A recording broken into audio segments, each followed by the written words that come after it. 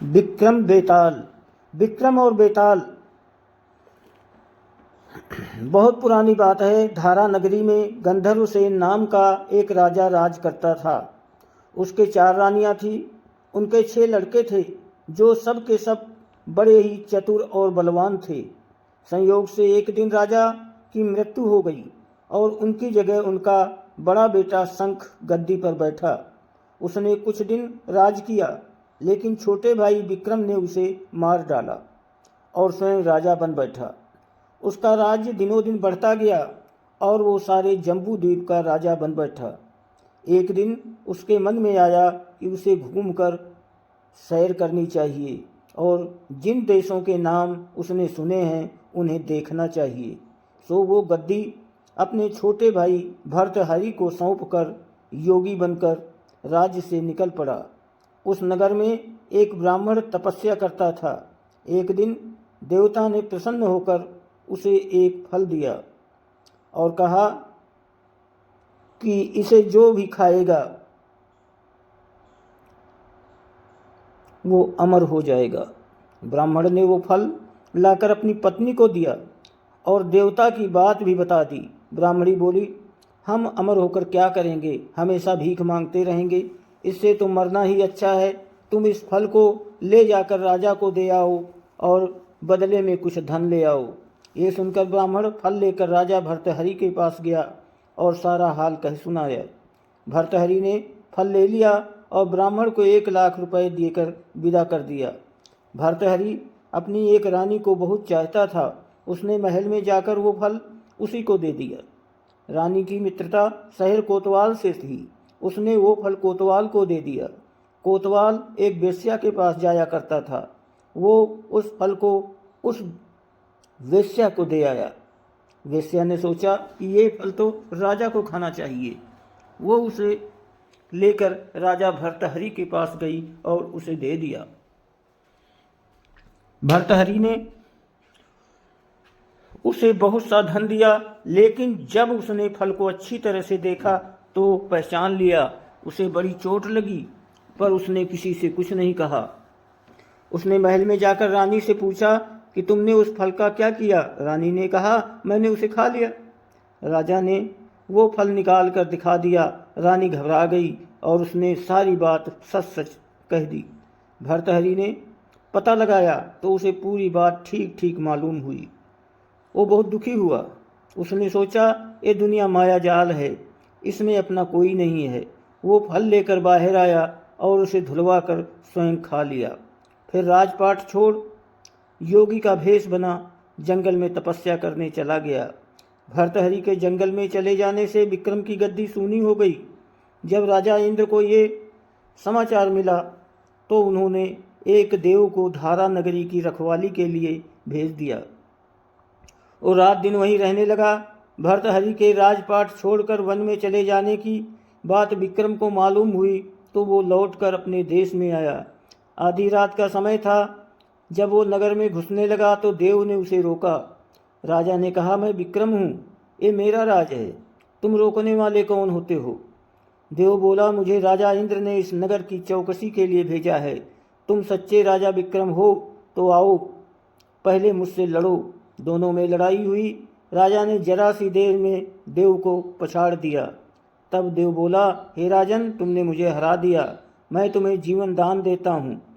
इसके बाद देव ने कहा, राजन, एक नगर और एक नक्षत्र में तुम 3 आदमी पैदा हुए थे। तुमने राजा के घर में जन्म लिया, दूसरे ने तेली के घर में और तीसरे ने कुम्हार के। तुम यहाँ का राज करते हो। तेली पाताल का राज करता था। कुम्हार ने योग साध कर तेली को मारकर शमशान में पिशाच बना सिरस के पेड़ से लटका दिया। अब वो तुम्हें मारने की फिराक में है, उससे सावधान रहना। इतना कहकर देव चला गया और राजा महल में आ गया। राजा को वापस आया देख सबको बड़ी खुशी हुई। नगर में आनंद मनाया गया। राजा फिर राज करने लगा। एक दिन की बात है कि शांतिशील नामक एक योगी राजा के पास दरबार में आया और उसे एक फल देकर चला गया। राजा को आशंका हुई कि देव ने जिस आदमी को बताया था कहीं ये वही तो नहीं है। ये सोच उसने फल नहीं खाया, भंडारी को दे दिया। योगी आता और राजा को एक फल दे जाता। संयोग से एक दिन राजा अपना अस्तबल देखने गया। योगी वहाँ पहुँच गया और फल राजा के हाथ में दे दिया। राजा ने उसे उछाला तो वो हाथ से छूटकर धरती पर गिर पड़ा। उसी समय एक बंदर ने झपट कर उसे उठा लिया और तोड़ डाला। उसमें से एक लाल निकला जिसकी चमक से हम आंखें चौंधिया गईं। राजा को बड़ा चरज हुआ। उसने योगी से पूछा, आप ये लाल मुझे क्यों रोज देते जाते हो? योगी ने जवाब दिया, महाराज, राजा, गुरु, ज्योतिषी, वैद्य और बेटी, इनके घर कभी खाली हाथ नहीं जाना चाहिए। राजा ने भंडारी को बुलाकर पीछे के सब फल मंगवाए तो आने पर सब में एक एक लाल निकला। इतने लाल देखकर राजा को बड़ा हर्ष हुआ। उसने जौहरी को बुलवाकर उनका मूल्य पूछा। जौहरी बोला, महाराज, ये लाल इतने कीमती हैं कि इनका मोल करोड़ों रुपयों में भी नहीं आंका जा सकता। एक एक लाल एक एक राज्य के बराबर है। ये सुनकर राजा योगी का हाथ पकड़कर गद्दी पर ले गया। बोला, योगी राज, आप सुनी हुई बुरी बातें दूसरों के सामने नहीं कही जाती। राजा उसे अकेले में ले गया। वहाँ जाकर योगी ने कहा, महाराज, बात यह है कि गोदावरी नदी के किनारे मसान में मैं एक मंत्र सिद्ध कर रहा हूँ। उसके सिद्ध हो जाने पर मेरा मनोरथ पूरा हो जाएगा। तुम एक रात मेरे पास रहोगे तो मंत्र सिद्ध हो जाएगा। एक दिन रात को हथियार बांधकर तुम अकेले मेरे पास आ जाना। राजा ने कहा, अच्छी बात है। इसके उपरांत योगी दिन और समय बताकर अपने मठ में चला गया। वो दिन आने पर राजा अकेला वहाँ पहुँचा। योगी ने उसे अपने पास बिठा लिया। थोड़ी देर बैठकर राजा ने पूछा, महाराज, मेरे लिए क्या आज्ञा है?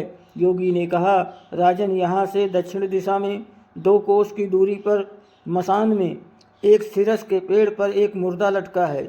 उसे मेरे पास ले आओ, तब तक मैं यहाँ पूजा करता हूँ। ये सुनकर राजा वहाँ से चल दिया। बड़ी भयंकर रात थी। चारों ओर अंधेरा फैला था। पानी बरस रहा था। भूत प्रेत शोर मचा रहे थे। सांप आकर पैरों पर लिपटते थे, लेकिन राजा हिम्मत से आगे बढ़ता गया। जब वो मसान में पहुंचा तो देखता क्या है कि शेर दहाड़ रहे हैं, हाथी चिघाड़ रहे हैं, भूत प्रेत आदमियों को मार। राजा बेधड़क चलता गया और सिरस के पेड़ के पास पहुंच गया। पेड़ जड़ से फुनगी तक आग से दहक रहा था। राजा ने सोचा, हो न हो ये वही योगी है जिसकी बात देव ने बताई थी। पेड़ पर रस्सी से बंधा मुर्दा लटक रहा था। राजा पेड़ पर चढ़ गया और तलवार से रस्सी काट दी। मुर्दा नीचे गिरकर राजा ने गिरा नीचे आकर पूछा, तू कौन है? राजा का इतना कहना था कि वो मुर्दा खिलखिलाकर हंस पड़ा। राजा को बड़ा अचरज हुआ। तभी वो मुर्दा फिर पेड़ पर जा लटका। राजा फिर चढ़कर ऊपर गया और रस्सी काट मुर्दे का बगल में दबा नीचे आया। बोला, बता तू कौन है? मुर्दा चुप रहा। तब राजा ने उसे एक चादर में बांधा और योगी के पास ले चला। रास्ते में वो मुर्दा बोला, मैं बेताल हूँ, तू कौन है और मुझे कहाँ ले जा रहा है? राजा ने कहा, मेरा नाम विक्रम है, मैं धारा नगरी का राजा हूँ, मैं तुझे योगी के पास ले जा रहा हूँ। बेताल बोला, मैं एक शर्त पर चलूँगा। अगर तू रास्ते में बोलेगा तो मैं लौटकर पेड़ पर जा लटकूँगा। राजा ने उसकी बात मान ली।